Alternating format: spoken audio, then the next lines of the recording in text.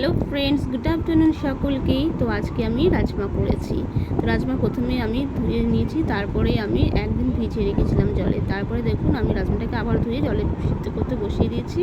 এর মধ্যেই আমি কড়াইতে মশলা কষে নেব। তেল দিয়েছি, তারপরে কালো জিরে সাদা জিরে, শুকনো লঙ্কা আর তেজপাতা ফোড়ন দিয়েছি, আর এলাচ আর লবঙ্গ।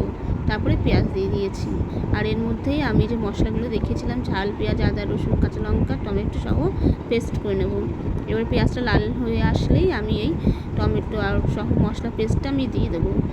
দিয়েই ভালো করে কষিয়ে নেব 2 থেকে 3 মিনিট। দেখুন কষতে কষতে যখন ওর থেকে তেল বেরিয়ে আসবেই, তখন আমি একটি পাত্রে জলে নুন, হলুদ, ধনের গুঁড়ো, জিরের গুঁড়ো নিয়ে গুলিয়ে দিয়ে দেবো।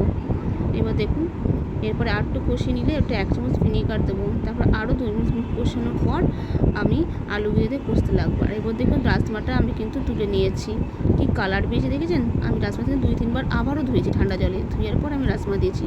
রাজমা দিয়ে আরও ভালো করে কষলাম বেশ কিছুক্ষণ, 4 থেকে 5 মিনিট ভালো করে কষে নিয়েই আমি জল দিয়ে ঢেকে দেবো। ঢাকনা সরিয়ে দেখুন কয়েক মিনিট পর ঢাকনা সরিয়ে নিয়ে দেখবো আমি আলু সিদ্ধ হয়েছে কিনা।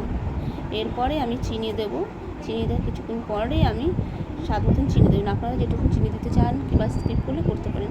আমার ভাজা মশলা ছিল, যেই ভাজা মশলা আমি বাড়িতে করেছি,